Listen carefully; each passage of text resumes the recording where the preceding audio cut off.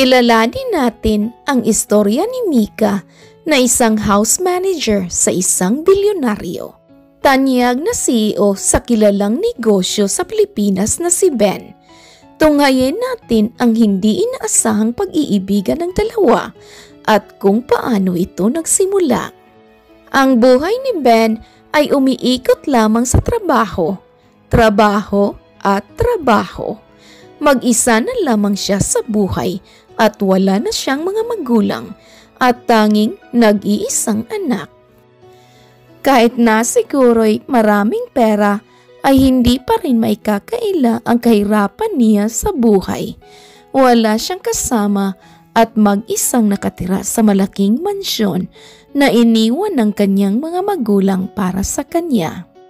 Nakapagtapos siya ng kursong business ad, ayaw niya man sa kursong iyon ay wala siyang ibang choice dahil sa pagdating ng panahon, siya lang ang magmamana sa lahat ng kayamanan na naiwan ng kanyang mga magulang. Dahil nga, puro trabaho ang inaatupag niya, wala na siyang oras para sa sarili at sa mansyon. Umuuwi siyang pagod at antok at kung minsan ay hindi na siya umuuwi pa ng mansyon at sa opisina na lamang siya nagpapagabi. Wala nang naglilinis o nag-aayos, kaya naman naisipan niyang mag-hire ng house manager kasama na ang 3 maid. At doon niya nakilala si Mika, graduate sa kursong law at nag-iipon ng pera para sa kanyang bar exam. Mahirap lamang si Mika, dagdag pa rito ang ama niyang naka-confine sa hospital dahil sa iniindang sakit nito. Malaki-laking pera rin ang kailangan ng dalaga kaya naisipan niya munang magtrabaho. Isang gabi, kagaya ng inaasahan, nadatna na naman ni Ben si Mika sa kusina na nag-aaral 10 oras na ng gabi. Karaniwang senaryo na itong nadadatna niya. Bilib naman siya sa dalaga dahil nagagawa pa rin itong gumising ng maaga para siya'y pagsilbihan at iorganisa lahat ng mga nasa mansyon. "Where's my coffee?" Bungad niyang tanong nang makapasok sa kusina. "Oh, coffee?" Ang kaninang papikit-pikit mata na si Mika ay nabuhayan ng loob nang marinig ang boses ng kanyang boss. Kaagad siyang tumayo at nilapitan si Ben. "Sir, welcome home po." Nakangiting bati ni Mika biglang nabuhayan ng sigla. Tumango lamang si Ben at umuupo sa kaharap na upuan ni Mika, habang ang dalaga naman ay nanatiling nakatayo na para bang estatwa. Binigyan ng tingin ni Ben ang dalaga. "Coffee?" tanong niya. "Po?" Ang naging sagot ng dalaga, bangag na ito. "I want a coffee," utos ni Ben.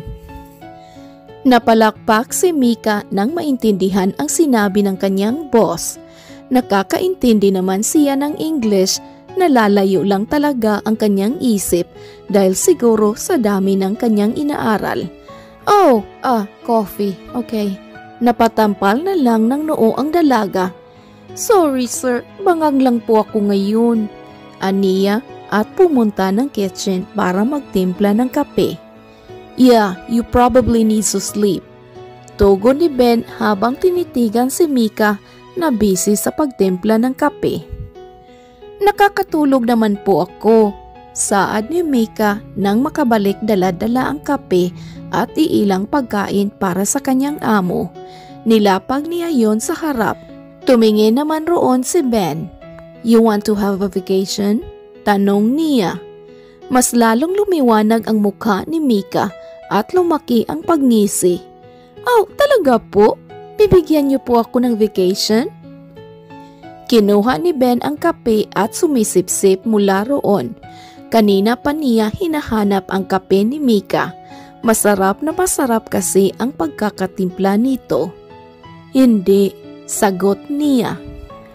Napanguso roon ang dalaga at bumagsak ang kanyang mga balikat. Umaasa pa naman siyang magkakaroon siya ng bakasyon kahit iilang araw lang. Matagal na niya kasing hindi nadadalaw ang ama at miss na niya ito. Naiintindihan niya naman na iba ang trabaho ng house manager sa pagiging maid. Kailangang araw-araw ka talagang nagtatrabaho at hindi ka pwedeng mawala. Napag-usapan na natin ito, Mika. I'll let you choose kung saan mo gustong magtrabaho. Kung house manager ba o maging maid, and you choose to be a house manager. You know that this mansion can't function without you. Kailangan ka rito. Saad ni Ben nang makita ang busangot na mukha ng dalaga. Tumango naman si Mika. Oh yeah, naiintindihan ko po yun, sir. Mas maganda nga yung house manager eh. Feeling ko ang superior ko. Natatawang aniya. Napangisi roon si Ben. That must be the reason why you want to be a lawyer. It feels so good to be a superior, ha? Oh yeah, yun bang naglalakad ka ng court habang rinig na rinig yung heels mo? Then lahat ng tao nakatingin sa'yo. Gandang-ganda ka pa sa aura at sarili mo. Tsaka proud na proud ka knowing may matutulungan at masasagip kang tao.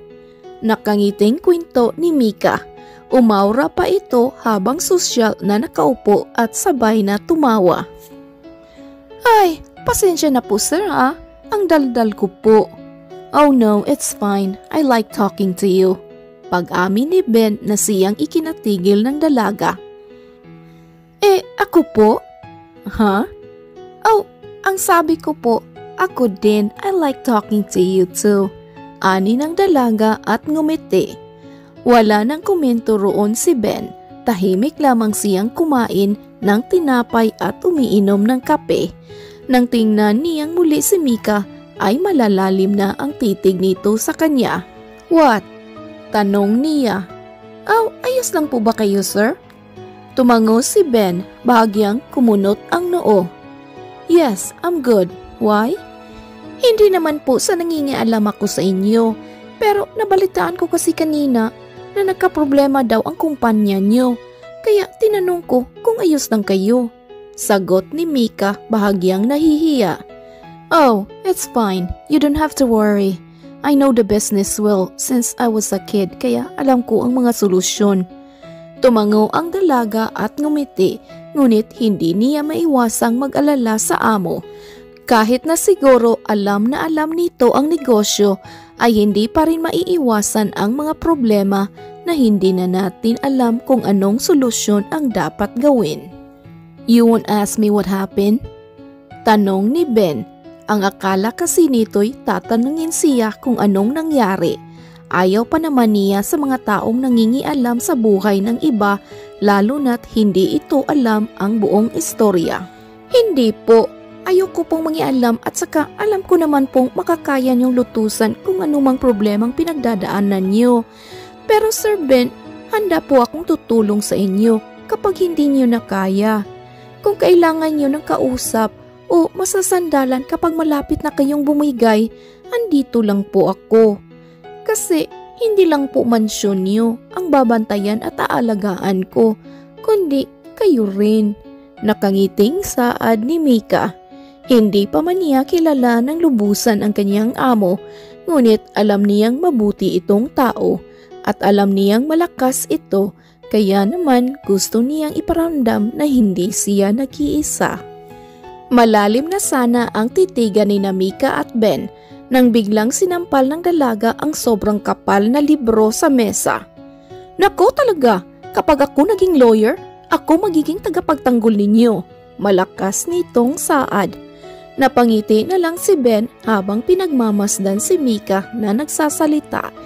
Hindi niya alam pero tuwing kausap niya ito, nawawala lahat ng pagod at problema niya.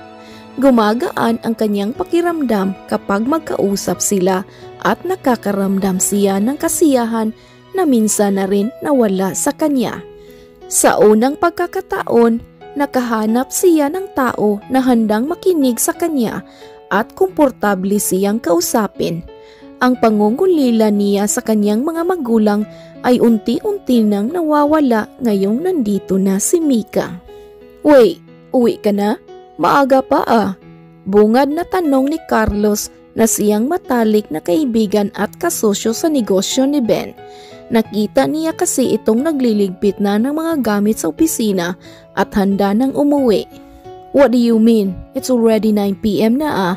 Sagot naman ni Ben, hindi binabaling ng tingin ang kaibigan. Oo nga, alam ko, pero maaga pa yan sa iyo eh. Mostly you're going home at 12 midnight na. Is there any problem? Kuryoso nitong tanong. Oh, nothing. I just wanna go home early. Ang tanging sagot ni Ben. Akma na sanang magsasalita muli si Carlos nang tumunog ang cellphone ni Ben at kanya itong sinagot. Hello, Mika? Yes? Okay, I'm going home now. Okay, maipapabili ka ba sa akin? Alright, see you then. Nakikinig lamang si Carlos sa kausap ni Ben sa cellphone. Hindi niya alam kung sino yun pero based sa pangalan nito ay alam niyang babae ang kausap nito. Bigla tuloy na pangisi ang kaibigan habang papalapit kay Ben. Ah, gotcha. Kaya pala nagmamadali kasi hinihintay ng girlfriend ano? Pang-aasar ni Carlos. Inirapan siya ni Ben. Girlfriend ka dyan. Puro ka-issue. Suplado nitong saad tapos kinuha ang makapal na folder kung saan madaming papel na nakasilid sabay bigay kay Carlos. Oh, yan. Bigyan mo ng issue. I need that for tomorrow. Bawas sweldo mo kapag hindi mo na ipasa sa akin on time. Utos nito sa kanya. Lo, di mo ko sekretary oy. Lokong to. Saad ni Carlos na napanguso na lang tiningnan ang folder na binigay ni Ben.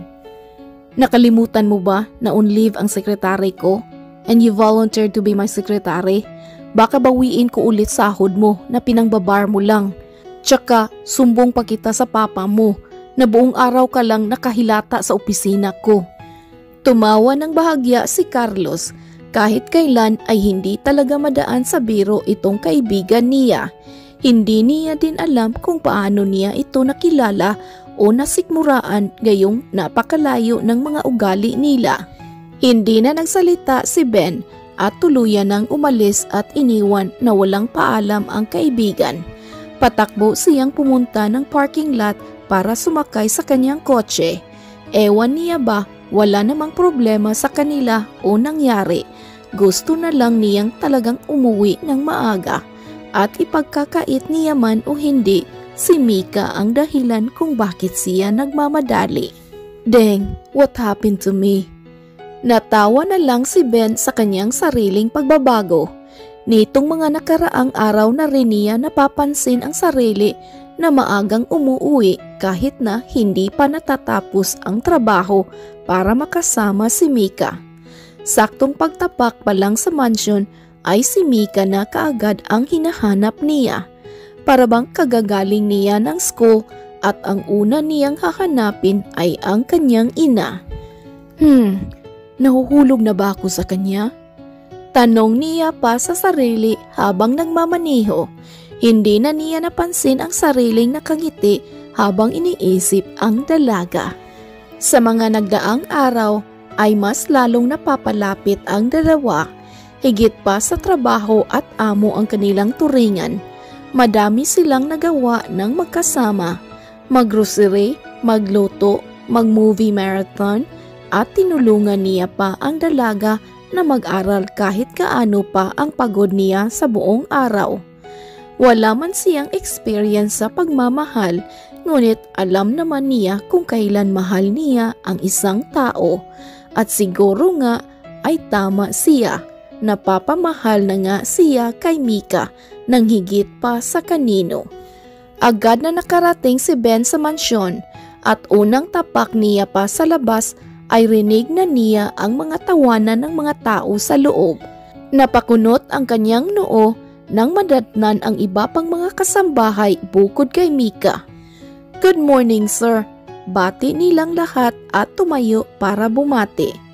Tumango naman siya at hinanap kaagad ng kanyang mata si Mika. Where's Mika? Tanong niya.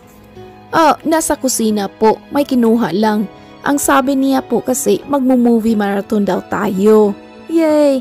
Excited na ako makasama kang manood, sir. Tiyak na exciting to. Saad ng isang kasambahay na si Clarice na sobrang lawak ng ngiti.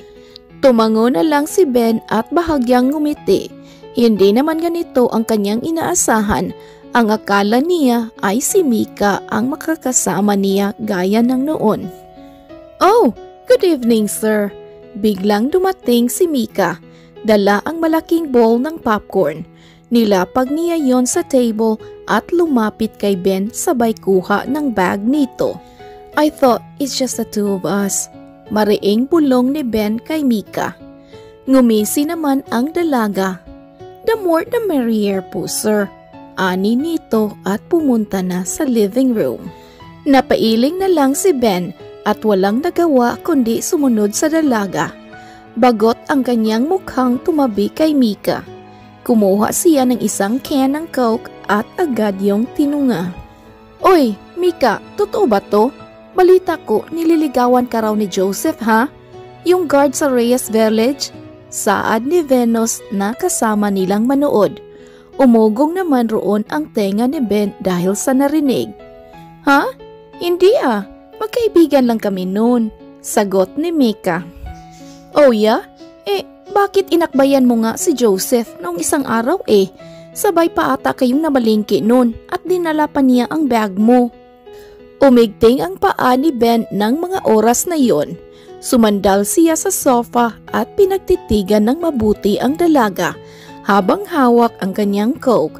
Tumaas pa ng bahagya ang kanyang kilay nang makitang namumula si Mika. Tumawa ang dalaga. Hoy, ano ba kayo? Magkaibigan lang kami, no?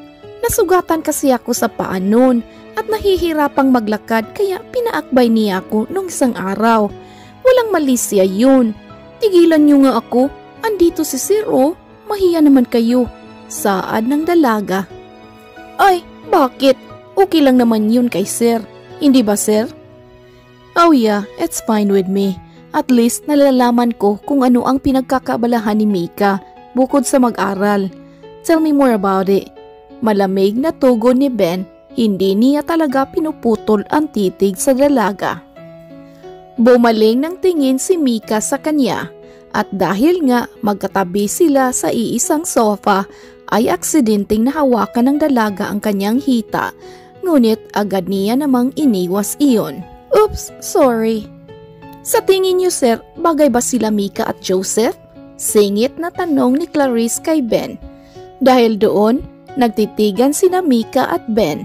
Hindi malaman ng dalaga ang mga tingin na ipinuko sa kanya ng amo. Napalunok na lamang siya ng laway. No, hindi sila bagay. Mika is too much for Joseph. Ang tanging sagot ni Ben. Tumayo na at pabagsak na inilapag ang canned Coke sa mesa na ngayoy sira na dahil sa mariing paghawak niya. Alright ladies, kayo na muna manood. Inaantok na ako. Enjoy. Ang huling na isambit niya bago tuluyang lumakad. Nakatingin lamang si Mika sa papalayong si Ben. Sa isip niya'y nag-iba ang mood nito o talagang inaantok lang. Hating gabi na nang natapos ang movie marathon ni Mika at iba pa niyang kasama. Lahat ay nagkanya-kanya na sa kanilang kwarto para matulog. Ngunit iba si Mika. Kasalukuyan siyang nasa pool area para linisin ang swimming pool. Hindi pa kasi siya dinatna ng antok at parang may bumabagabag sa kanyang isip, pero hindi naman niya alam kung ano iyon. Naramdaman ng dalaga na may nakatitig sa kanya. Hindi naman siya takot sa mga multo, pero nang mga oras na yon ay parang tumayo lahat ng mga balahibo niya. Tiningnan niya ang kanyang paligid, ngunit wala namang kakaiba. Inangat niya ang kanyang ulo para tingnan ang nasa itaas, ngunit siya'y napaigtad sa lalaking nakatingin sa kanya sa terrace. Hindi pa po ba kayo natutulog, sir? Tanong ni Mika kay Ben, ngunit imbis na sagutin ito ay bigla na lamang siyang nilayasan. Tsa! Ang sungit! Daig pa ang babaeng may rigla. Bulong niya sa sarili at ipinagpatuloy na lamang ang paglilinis. Pumunta si Mika sa side ng pool para sana kunin ang timba, pero siya ay nawala ng balanse dahil sa sabon na inilagay niya panglinis. Napapikit na lamang ang dalaga at hinanda ang sarili sa pagbagsak sa pool. Ngunit isang kamay ang sumalo sa kanya mula sa pagkakahulog. Napadilat si Mika at unang bumungad sa kanya ang mukha ni Ben. Naistatwa siya sa kanyang pwesto at hindi makagalaw dahil ilang dangkal na lang ang lapit ng mukha ng dalawa.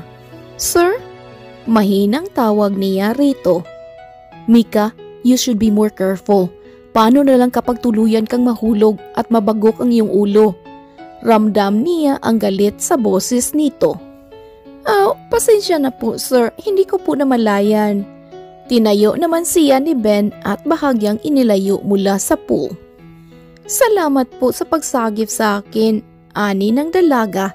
Kung hindi siya sinagip ni Ben ay baka wala na siyang malay ngayon at nagkukulay pula na ang pool dahil sa pagkabagok ng kanyang ulo. "Bakit po kayo nandito? May kailangan po ba kayo? Gusto niyo po bang kumain, uminom ng kape, o manood?"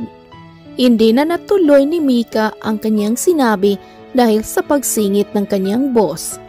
"May relasyon ba kayo ni Joseph?" Tanong nito na siyang nagpabigla sa dalaga. Kita niya ang pagkaseryoso nito at paghihintay sa sagot. Bahagyang natawa ang dalaga. "Hindi po sir, wala po kaming relasyon." Totoo namang wala talaga silang relasyon ni Joseph, ni hindi nga ito nanliligaw, magkaibigan lang talaga ang turing nila sa isa't isa. "He's not courting you, right?" Tanong muli ni Ben. "Oh, hindi po, walang ligawan ang naganap sa amin. Hindi ko nga po siya type eh," pag-amin ni Mika. "Then, what about me? Huh? Am I your type?" Diretsahang tanong nito. Mas lalong natigilan roon si Mika. Hindi niya alam kung nagbibiro ba si Ben o ano. Hindi naman niya inaasahan ang ganitong tanungan. Mas mahirap pa ang tanong ni Ben kesa sa mga tanong sa exam niya. "Mika, I like you and I want to be part of your life." Pag-amin ni Ben, hindi na niya kaya pang itago ang kanyang nararamdaman. Gusto na niyang makasama ng higit pa sa trabaho lamang ang dalaga. "Sir? Not just as your boss and as my worker, but as a man and a woman. I like you, and I don't care if we're not mutual feelings. I'm willing to work on it." Dagdag pa niya. Para namang gumaan ang kanyang pakiramdam nang masabi iyon. Gustong-gusto niya ang dalaga at kung kailangang ligawan niya ito araw-araw ay gagawin niya at hindi siya titigil hanggang magustuhan rin siya nito. Nagdaan ang mga araw at talagang sineryoso ni Ben ang panliligaw ni Mika. Nanibago man ang dalaga, ngunit gusto rin naman niya ang ginagawang effort ng binata sa kanya. Sa katunayan ay gusto niya rin si Ben. Unang-una pa lang niyang kita rito. Para siyang natamaan ng love at first sight at mas lalo pa itong lumalim ngayon na naging close na sila sa isa't isa. Gusto niya ding umamin sa binata, ngunit gusto niya ding tingnan kung hanggang kailan itong panliligaw sa kanya at kung talagang seryosong-seryoso ito. "Hala, Mika, kanino galing yung bulaklak? Mamahalin yan ah," ani ni Venus isang umaga habang sila'y naglilinis sa living room. Kaagad na tinago ni Mika ang bulaklak. "Ha? Oh, wala ito. Disensyo lang sa bahay." Maang-maanga niyang sabi at bahagyang inilayo ang bulaklak sa kanila. Patingin nga." Lumapit si Clarice kay Mika at sabay na hinablot ang bulaklak. "Don't stress yourself today. Wear your smile always because it makes you more beautiful." Basa ni Clarice sa card na nakapaskil sa bulaklak. Talaga nga naman disensyo lang ng bahay ano? May pa-stress yourself and wear your smile ang bulaklak. Ha? Asar na saad ni Veno sa kanya. Ay nako, pagkahaba-haba talaga ng buhok ng house manager natin oh. Pack na pack ang kagandahan at karisma. Saad ni Clarice. Sino yan ha?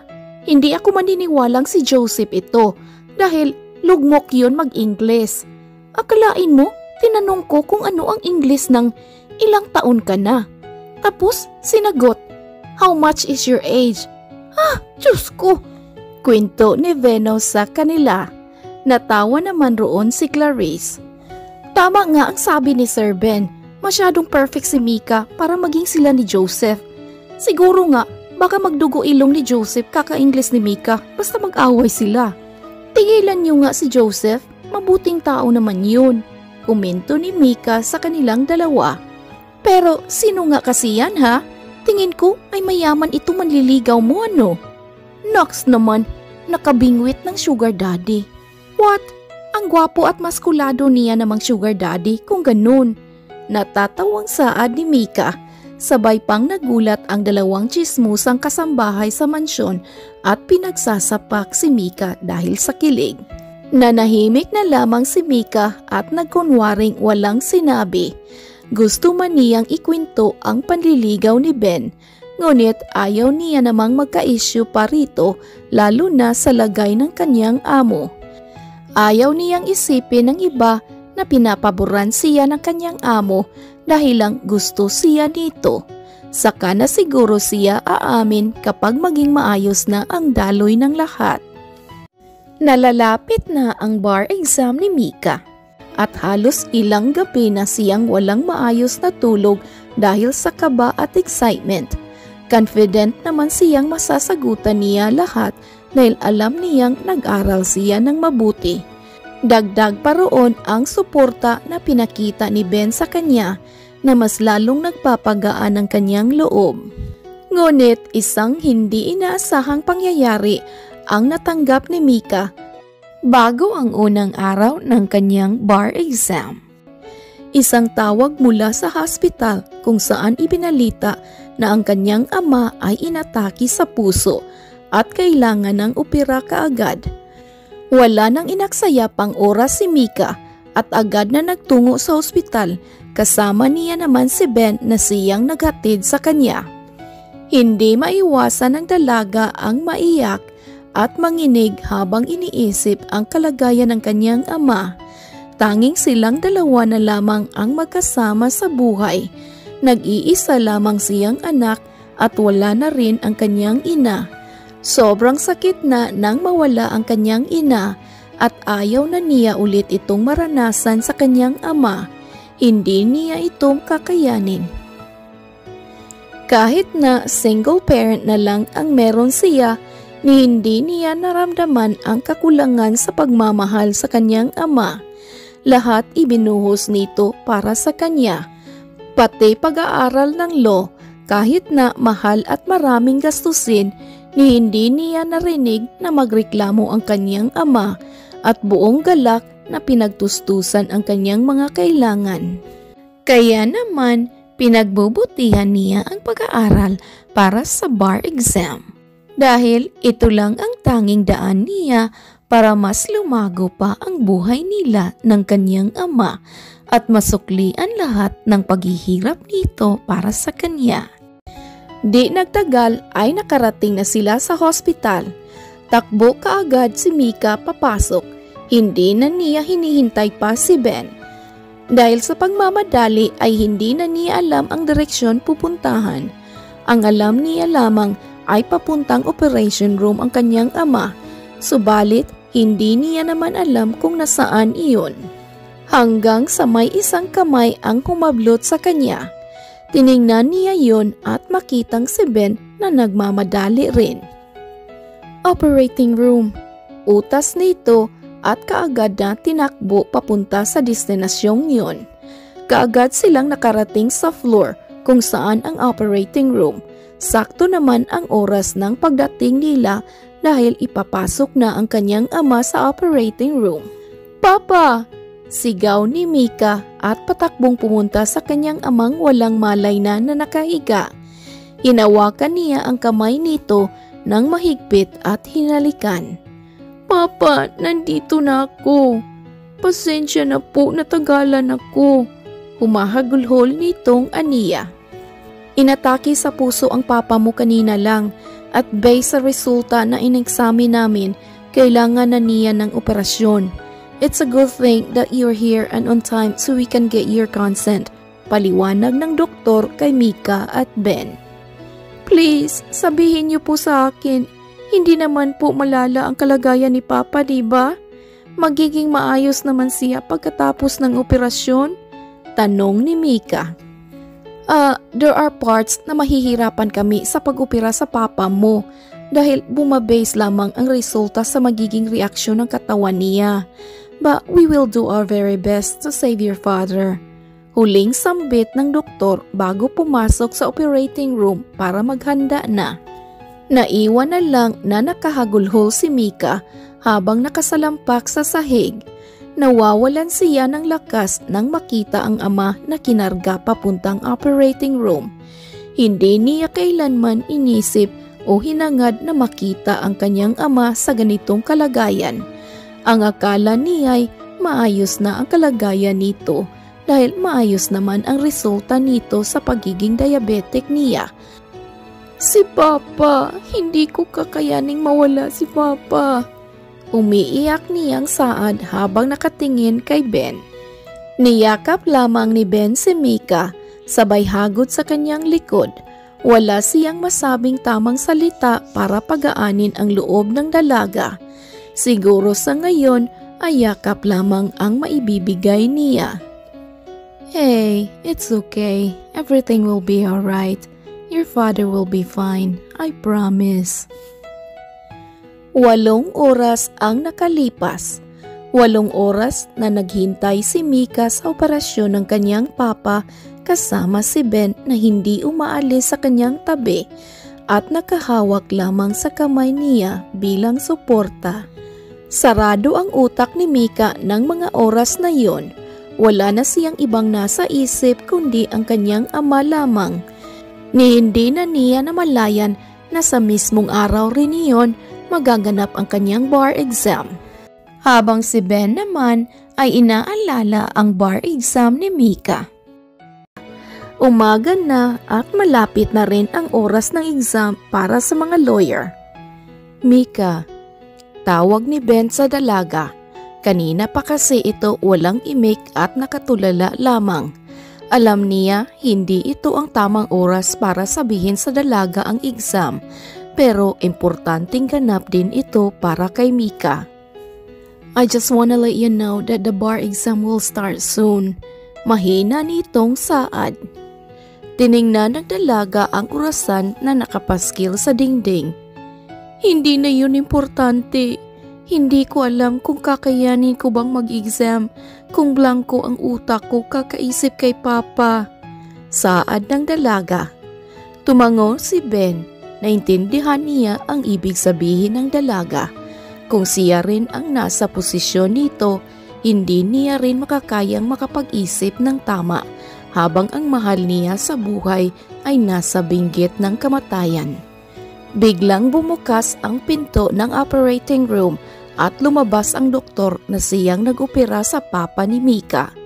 Kaagad silang tumayo at sinalubong ito. Doc, kumusta na po ang papa ko? Agad na tanong ni Mika. Ngumiti ang doktor at tumango. Everything's good, the operation is successful at normal naman lahat ng vital signs niya. He's doing great actually and we'll transfer him sa private room for observations. Nakahinga ng maluwag si Mika nang marinig ang balita. Para siyang nabunutan ng tinik at lumuwag ang kanyang puso. Nawalan pa siya ng balanse, mabuti na lang at sinalo siya ni Ben. Pati tuloy ang binata ay nakahinga rin ng maluwag mula sa balita. Muli na namang umiyak si Mika pero sa pagkakataong iyon ay hindi na sa pag-alala at pangamba kundi sa kagalakan at pasasalamat sa pagsagip mula sa kanyang ama. Hindi mapigilang mayakap ng dalaga si Ben Mahigpit na mahigpit niya itong niyakap at sabay na natawa. Salamat, maraming salamat. Hindi ko alam ang gagawin ko kung wala ka sa tabi ko. Salamat kasi nanatili ka sa tabi ko at sinamahan mo ko. Buong pusong pasasalamat ni Mika. Napahiwalay siya sa yakap ng binata. Hinawakan ito sa mukha at walang pasabing pinigyan ito ng halik. Panandalian lamang iyon, ngunit kita naman ang pagkatulala at gulat sa reaksyon ng binata. Nang ma-realize ni Mika ang kanyang ginawa, kaagad siyang napahiwalay ng bahagya sa binata at gulat na napatakip sa bibig. Oh, I'm sorry. Hindi ko lang mapigilan ang sarili ko sa saya. Oh, no worries. Sagot ni Ben, gulat na gulat pa rin sa nangyari. You know, first kiss ko yun. Mahinang saad ng dalaga. Me too. Tugon naman ni Ben. Tumingin siya sa dalaga. Panindigan mo ang ginawa mo. Utos nito. Panindigan? Bakit ko naman panindigan ginawa ko? You kiss me. That means you like me too. Hindi ka naman siguro hahalik sa tao kung hindi mo ito gusto. Oo, gusto kita. Pero hindi ibig sabihin. Wait, anong sinabi ko? Tumawa si Ben sa biglang confession ng dalaga. You finally said it. Wala nang bawian, aniya. Napakamot na lang ang dalaga dahil sa pagkailang. Namumula na siya sa sinabi niya at hindi na niya iyon mababawi pa. Do you think aabot pa ako sa bar exam? Kaswal na tanong ng dalaga, iniba ang usapan. Tiningnan ni Ben ang oras. Oh, pwede naman siguro kung lalarga tayo ngayon mismo. Tumango si Mika. Pero paano ang mga requirements at kakailanganin ko? Tanong niya. Hindi pa kasi siya nakapaghanda dahil sa pagmamadali. Wala naman siyang oras na isipin pa iyon. Don't worry, I have them. Nasa kotse ko na lahat para hindi ka na magmamadali. Sagot ni Ben. Huh? Alam kong absent-minded ka sa araw ng exam mo, kaya ako na mismo ang naghanda lahat para wala ka nang makalimutan. Lumapit si Ben at hinawakan ang kamay ng dalaga. Your father is fine now. Sarili mo naman ang isipin mo. This exam will only happen once kaya huwag mong sayangin. Tumango ang dalaga. Tama nga si Ben. Hindi na niya kaya pang maghintay ng ilang taon para sa bar exam kung sakali mang hindi siya makaabot sa araw na ito. Kahit hindi pa nakikita ni Mika ang kanyang ama na nakalabas sa operating room ay umalis na siya. Gustuhin niya mang masilayan ang ama at siya ang unang makita nito sa pagising ay ayaw niya namang sayangin ang pagkakataong sa bar exam. Pinaharurot ni Ben ang kanyang sasakyan papuntang venue kung saan gaganapin ang bar exam ni Mika. Habang ang dalaga naman ay nakapikit ang mga mata. Inaakala mong siya'y natutulog pero taimtim siyang nagdadasal na makaabot pa siya sa oras. Nagsimula na naman siyang manginig at pagpawisan. Ito talaga ang nangyayari sa kanya sa tuwing siya'y kinakabahan o natatakot. Wala bang teleportation? Bakit kasi hindi naimbento ang teleport? Kung meron nun, edi sana matagal na ako nakarating sa school. Kung ano-ano na lang ang pinagsasabi niya para lang maiba ang kanyang isip. Do you know why dark people are so tall? Tanong ni Ben habang nagmamaniho. Gusto lamang niyang libangin ang dalaga mula sa pagiging nerbiyos nito. Why? Kasi may lahi silang talong?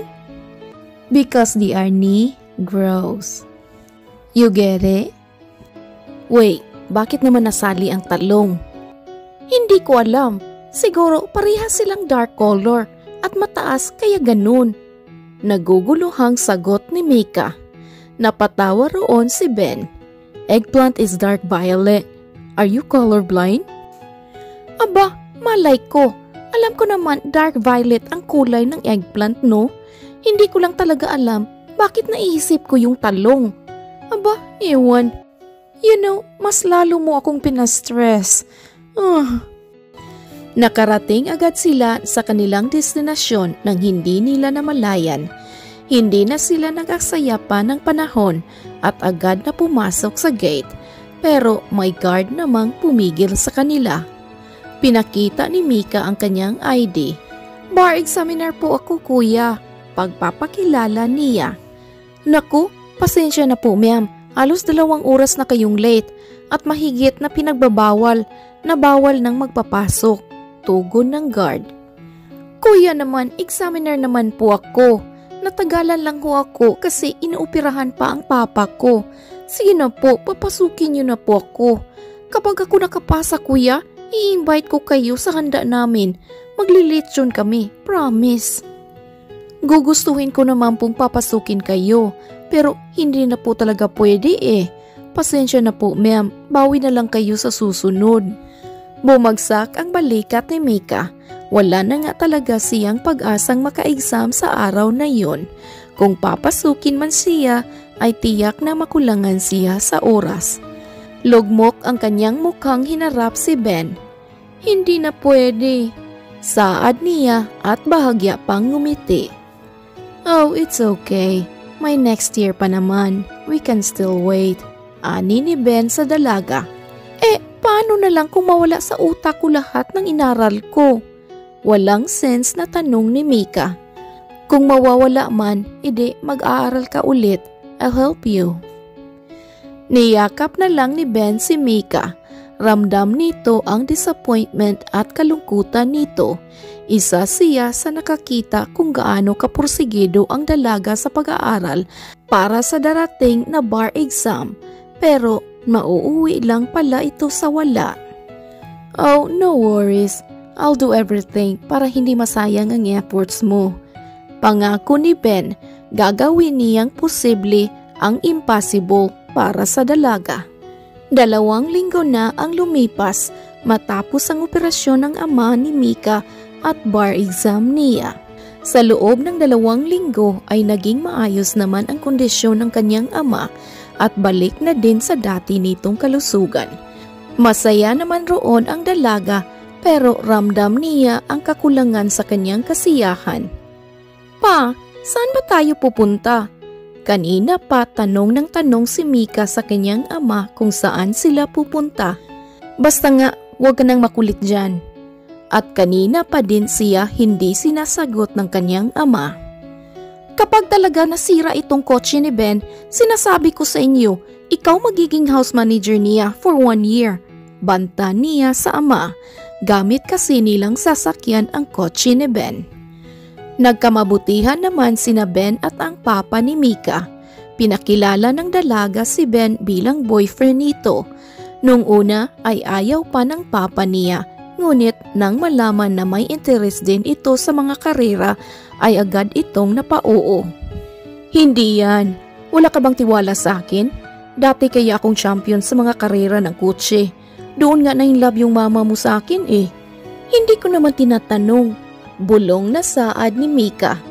Tiningnan ni Mika ang daanan nila at nangunot ang kanyang noo nang mapamilyar ang lugar hanggang sa nakarating sila sa university kung saan ang venue ng bar exam niya noon. Ginagawa natin dito? Tanong ni Mika at bahagyang kinakabahan. Lumabas siya nang lumabas ang kanyang ama. Unang nakita ng kanyang mga mata ay si Ben na may dalang folder. Lumapit ito sa kanya at bahagyang niyakap. Good luck for your exam. Nakangiting ani nito at binigay ang folder kung saan naglalaman ang mga requirements niya. Ha? Anong good luck? Para saan to? Natatawang tanong niya. Hindi niya malaman kung ano ang nangyayari. I asked the committee if you're allowed to take the bar exam today. Kasabay ng mga graduate doctors na magte-take ngayon. And I told them na kung bakit ka na-delay noong nakaraang linggo. And luckily they approved na pwede kang mag-take exam kasama ang mga doctors. Paliwanag ni Ben. Talaga? Hindi makapaniwala si Mika sa narinig. Tanggap naman niyang sa susunod na taon ulit siya magbabar exam at ipapangako sa sarili na mag-aaral ng mas mabuti. Ngunit hindi niya inasahan ang ganitong balita. Remember, I promised you, I'll do everything for you. Gagawin kong possible ang imposible. Nakangiting aniya ni Ben. Hindi mapigilan ng dalaga na mapaluha sa sinabi ng kanyang nobyo. Niyakap niya ito sabay halik sa pisngi. Thank you. Sinserong pasasalamat niya sa nobyo. Okay, tama na yung mga labing-labing at baka mahuli ka na naman sa exam mo. Singit ng ama ni Mika sa dalawa. Lumapit naman ang dalaga sa kanyang ama at ito'y niyakap rin. Pangako ko pa, isang take lang itong exam ko at papasa ako at magiging attorney na ako, aniya. Malakas ang loob at pananampalataya ni Mika sa isang bagsakan lang ang board exam niya. Ibubuhos niya lahat ang galing, talino at pag-iisip sa oras na ito. Muling niyakap ni Ben si Mika. Hey, whatever happens, your father and I will always be proud of you. We're here always to support you, okay? Bulong nitong saad sabay halik sa noo ng kasintahan. Humakbang na papasok ng gate si Mika. Nadatnan niya pa ang guard na nakausap niya noong nakaraang linggo. Good luck, ma'am. Yung lechon ko ha, aasahan ko yun. Nakangiting saad nito. Napatawa naman roon ang dalaga. Ay, oo kuya. Kahit magdala ka pa ng plastic pang bring home, bibigay ko sa iyo ang ulo ng lechon. Saad niya at nag-thumbs up naman ang guard. Muling ibinaling ang tingin ni Mika sa dalawang lalaking mahal na mahal niya. Nakangiti itong tiningnan siya habang kumakaway. At doon na namalaya ng dalaga na tama ang pinili niyang mahalin. Kung meron man siyang isang bagay na hindi niya pinagsisihang gawin, yun ay ang mahalin niya ang kanyang amo ng higit pa sa kanyang inaasahan. Para naman kay Ben, na matagal nang nangungulila sa pagmamahal at pag-aalaga ng isang tao, masaya at nagpapasalamat siya na nakatagpo niya ang isang mapag-alaga, maunawain, maalahanin, mabuti at mapagmahal na house manager niyang si Mika. Puno ng kasiyahan at pagmamahal ang kanyang puso nang dahil kay Mika. Nanaway sana'y matagal pa yun sa habang buhay. Dahil gaya ng pagiging dependent ng mansyon kay Mika, hindi na rin niya kakayaning mabuhay pa nang wala ang dalaga sa piling niya.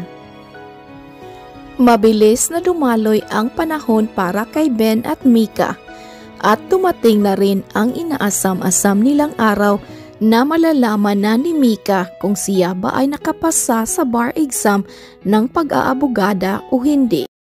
Bumalik na naman sa pakiramdam ang panginginig at pangangamba niya. Mas lalo pa itong rumabi ngayon dahil dito nakasalalay lahat ng pinaghirapan ng kanyang ama sa kanya at sa mga binuhos niyang effort para makatulong lamang sa estadong ito. Ben, bukas na lang kaya tayo pumunta sa susunod na araw? Suhisyon ni Mika kay Ben na nagmamaneho patungong munisipyo para tingnan ang kanyang pangalan. Love, parehas lang naman ang sitwasyon kung sa susunod pa tayo pupunta. The earlier the better. Promise ko sa iyo nakalista ang pangalan mo sa mga nakapasa. Cheer up sa kanya ng nobyo habang mahigpit na nakahawak sa kamay nitong malamig at nanginginig.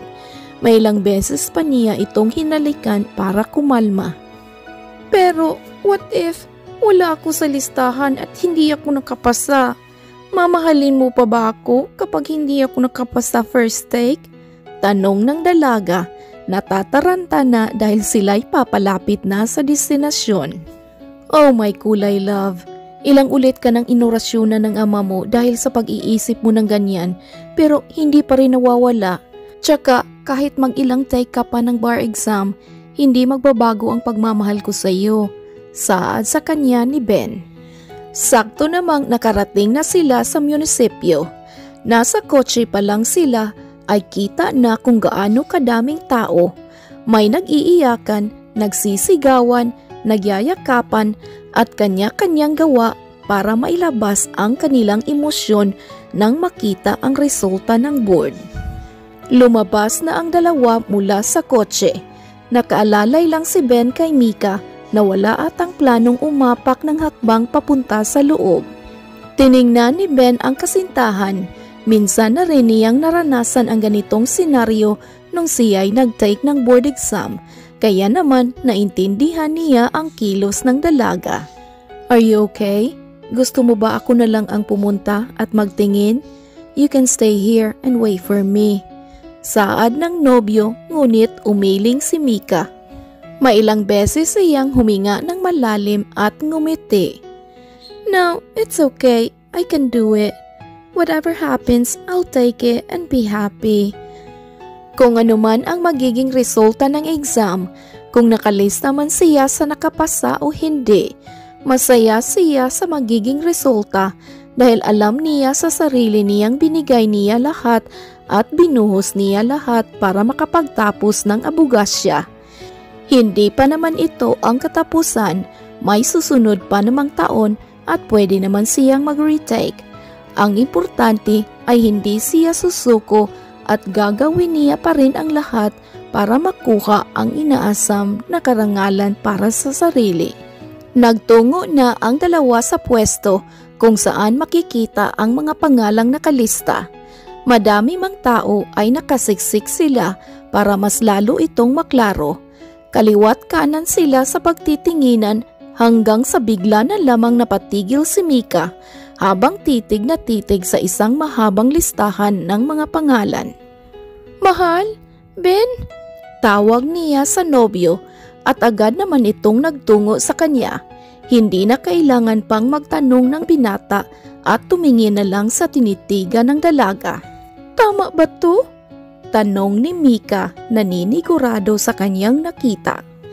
Top 1, Mika Asoncio Toledo, 96.6.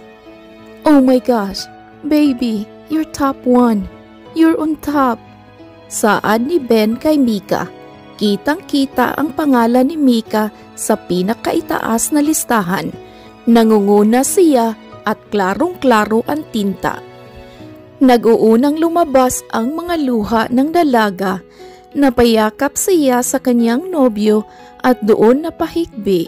"Attorney na ako! Attorney na ako!" Paulit-ulit niyang sigaw. "Love, you did it!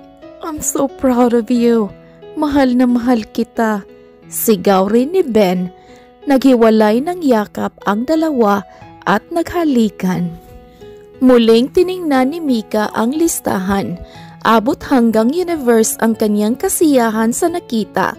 Mas lalo pang nagpasaya sa kanya ang pagiging top 1 sa lahat. Tiyak na matutuwa ang kanyang papa nito. Nang muli niyang binalingan si Ben sa likod, ay nakaluhod na ito sa kanyang harap habang nakalahad ang isang maliit na box na may sing-sing. "You're always the first and only person I run to whenever I'm fed up with life and whenever I'm exhausted. The first and only person who can bring happiness to my whole life. The serenity I long for.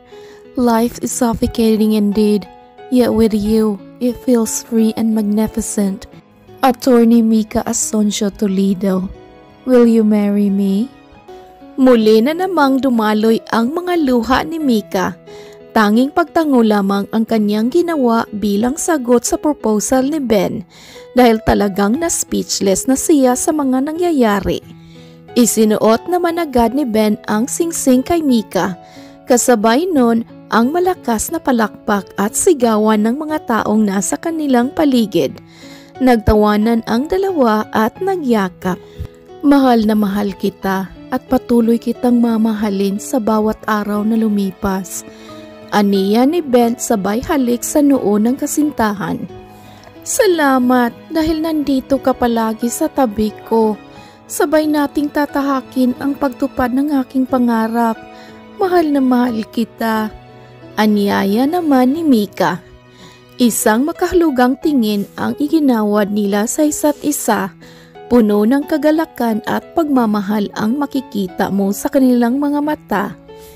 Ipinikit ni Ben ang kanyang mga mata at nilapat ang kanyang mukha sa dalaga hanggang sa naglapat ang kanilang mga labi at pinagsaluhan nila ang kanilang mga halik na walang sinuman ang makakaputol. O baka meron. Diyos ko Santissimo, itong mga batang to, dito pa talaga sa dami ng tao naghahalikan. Sigaw ng papa ni Mika habang papalapit ito sa kanilang pwesto. Masama ang tingin nito sa dalawa at nang makalapit ay sabay pa silang pinalo sa balikat. Grabe namang makasigaw itong matandang to, parang nakalunok ng microphone sa lakas ng tinig. Nakakarindi. Komento ng isang matandang babae na kasing edad rin ng papa ni Mika. Bulong lang ang pagkakasabi nito, ngunit rinig na rinig naman nila ang pagkakasabi niya. Nagkatinginan sina Ben at Mika at sabay na tumingin sa matandang babae at tumawa. Pa, diba sabi ko naman sa iyo, doon na lamang kayo sa bahay maghintay? Saad ni Mika sa kanyang ama. Ay, naku anak, hindi ko kayang maghintay pa roon. Aatakihin ata ko sa puso pag magkataon, ani ng ama. Napangiti si Mika sa kanyang ama. Nakyukyutan siya sa suot nitong jumpsuit at may pasombrero na talagang bagets na bagets ang pormahan. Niyakap niya ang kanyang ama. Attorney na ako, papa. May anak na kayong attorney. Emosyonal na aniya. Yumakap din pabalik ang Ginoo sa anak. Alam ko, hindi ko man tingnan ang listahan. Ay alam ko nang nakapasa ka anak. Nasa top ka pa. Proud na proud ako sa iyo anak. At alam kong ganun din si mama sa iyo. Humihikbing saad ng ama. Patunay ngang kahit anong mangyari, hindi matutumbasan sa kahit ano ni kahit ginto ang pagmamahal at pagsasakripisyo ng mga magulang para sa kanyang anak nang hindi naghahangad ng kahit anong kapalit. Isang mahiwagang araw ang nangyari sa buhay ni Mika. Nakapasa siya sa bar exam at naging top-notcher pa siya. At hindi lang yun, engaged na sila sa kasintahan niyang si Ben. Doble-dobleng biyaya ang natanggap niya sa araw na iyon. Lumawak ang kanyang ngiti nang biglang may yumakap muli sa kanyang likod. Walang iba kundi si Ben. Ang ganda ng buwan, hindi ba? Ani ng binata habang nakatitig sa malaki at maliwanag na buwan. Tumango ang dalaga at isinandal ang kanyang ulo sa dibdib ng binata. Walang kupas ang kagandahan. Komento niya. Just like you. Napahagikik roon ang dalaga at humarap kay Ben. Alam mo, sa mukha mo pa lang, hulog na ako. Pati ba naman sa mga salita mo? Baka mabalian na ako ng buto niyan sa pagkakahulog sa iyo. Biro nitong saad. Oh no, hindi ka mababalian dahil sasaluhin naman kita.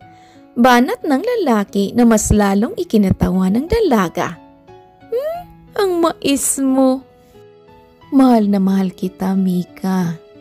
Mahal na mahal din kita, Ben. Hey, okay lang naman siguro kung mauna ang honeymoon, right? Kaysa sa kasal, diba? Tanong ni Ben. Tumango naman si Mika. Sa walang pasabi, kinarga ni Ben ang dalaga papuntang kama. I love you so much, mahal. Tugon ng binata at walang pasabing sinunggaban ng matamis na halik ang kasintahan. Ramdam ang temptasyon ng dalawa sa kwartong iyon. Kahit na naka-aircon sila, ay init na init pa rin ang kanilang mga katawan, sabik na sabik sa isa't isa. Pababa ng pababa ang mga halik ni Ben mula sa liig na siyang sinipsip niya na nag-iwan ng marka sa dalaga. Papunta sa dibdib nito na walang sawa niyang pinaglaruan hanggang sa napunta sa puso ng babae. Tinanggal niya ang suot ni Mika at hinalikan ang magkabilang hita nito. Bumaling muna siya ng tingin sa nobya at nang makita ang nakapikit nitong mga mata, naghihintay sa mga susunod niyang gagawin ay mas lalo siyang nagiinit. "Mahal, are you sure about this?" Tanong niya. Tumango lamang ang dalaga at nagkagat-labi. "Promise I'll be gentle." Aniya. "Paano mo naman nasabi?" Huli na nang makapagsalita ang dalaga dahil tuluyan ng binao ni Ben ang kanyang espada sa pinakaiingatan na kuweba ni Mika. Mas lalong napapikit ang dalaga at halos madugo na ang kanyang labi dahil sa sakit. Hinawakan ni Ben ang dalawa niyang kamay at kasabay ang paghalik niya sa labi nito. "I can't wait to spend the rest of my life with you. I love you so much." Malambing na saad ni Ben. Nagpaulit-ulit yon para hindi mapansin ng dalaga ang sakit na nararamdaman ng mga oras na yon. Napaluha ang dalaga sa narinig. Ramdam niya pa rin ang sakit, ngunit unti-unti na rin yung nawawala at napalitan na ng sarap at kiliti. "Kung talagang mahal mo ko, bakit mo binaon agad?" Hindi niya mapigilang bulyaw sa kasintahan na dahan-dahan nang gumalaw. Hinalikan siya ni Ben sa noo, mata, pisngi, ilong at labi. "Hindi ko na mapigilan. I love you." Mahinang sabi niya. "Siguro hindi na ako makakalakad nito." Hindi na mapigilang matawa ni Ben dahil sa kanyang kasintahan. Tidig na titig siya sa mukha nito. Kahit pa ano pang hitsura nito, wala pa ring kupas ang kagandahan. Kahit ano pang anggulo, ang mukha lang siguro ni Mika ang hindi siya mapapagod o magsasawang tingnan. The end. Oh my gosh mga kakulay, nakilig ba kayo? Do you like this new version? Actually, ito yung napakagandang story na na-upload ko 9 months ago na may maraming mali. I mean, it's not like maling pagbigkas, not only that. Mali talaga, like stupid mistake, and it bothers me so much. When I narrated the story, hindi ko napansin yun.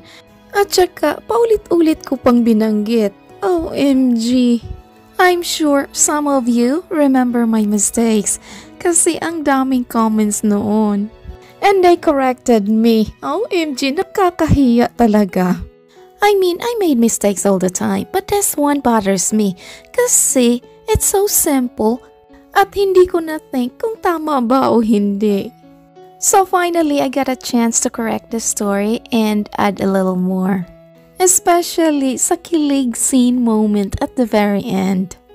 Alright mga kaibigan, if you enjoy, please like and comment and share. And please don't forget to subscribe. Thank you my co-author, Ivan Jean, and thank you all for listening. This is Ethel McManaman saying, bawat buhay ay may kulay. Thank you and take care. Daghan kayong salamat. See you sa next story.